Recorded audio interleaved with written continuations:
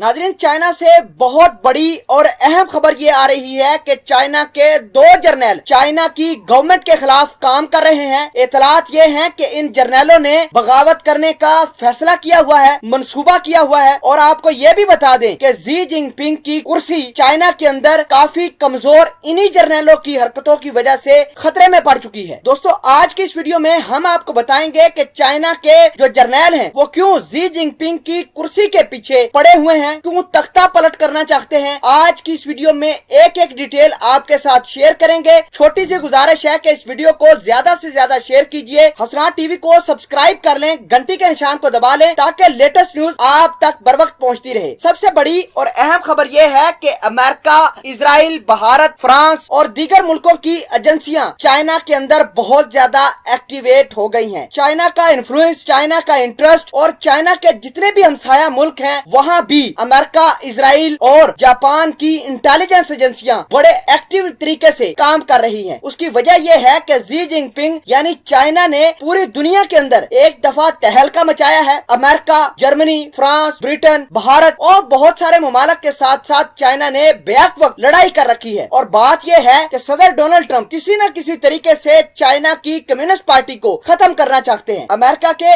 एक think tank ने दावा किया है और तस्दीक की है कि चाइना के PLA के 2 जर्नल शी जिनपिंग की कुर्सी तबाह बर्बाद करने की तैयारियां कर रहे हैं, कम्युनिस्ट पार्टी का तख्ता पलट करने की कोशिश कर रहे हैं। और अमेरिका, नाजरीन आपको ये भी बता दें कि अगर चाइना के PLA के 2 मिलिट्री जर्नल ये काम करते हुए उन पर जुर्म साबित हो जाता है तो सीधी सीधी उन जर्नलों को फांसी भी हो सकती है, क्योंकि चाइना की एक पॉलिसी है कि वो अपने गवर्नमेंट के खिलाफ कोई काम बर्दाश्त नहीं कर सकती। और हाल ही में चाइना की आर्मी की एक वीडियो भी वायरल हुई है जिसमें देखा जा सकता है कि चाइना के जो सोल्जर्स हैं वो रोते हुए दिखाई दे रहे हैं, क्योंकि उन सोल्जर्स की जैसे ही ट्रेनिंग मुकम्मल हुई उनको लद्दाख बॉर्डर के ऊपर तैनात किया जाने वाला था। जैसे ही उनको बस के अंदर डाला गया, सारे के सारे सोल्जर्स रोना पीटना शुरू कर देते हैं। आपको ये भी बता दें कि भारत और ताइवान ने चाइना की फौज की इस वीडियो को लेकर बहुत ज्यादा तमाशा चाइना की फौज का बना दिया है। आपको ये भी बता दें कि ताइवान ये कह रहा है कि जिस मुल्क की फौज रो रही हो उसने ताइवान के साथ क्या लड़ना है। नाजरीन, दूसरी बड़ी और अहम खबर ये है कि बीजिंग के अंदर एक धमाका हुआ है और धमाका इतना शदीद था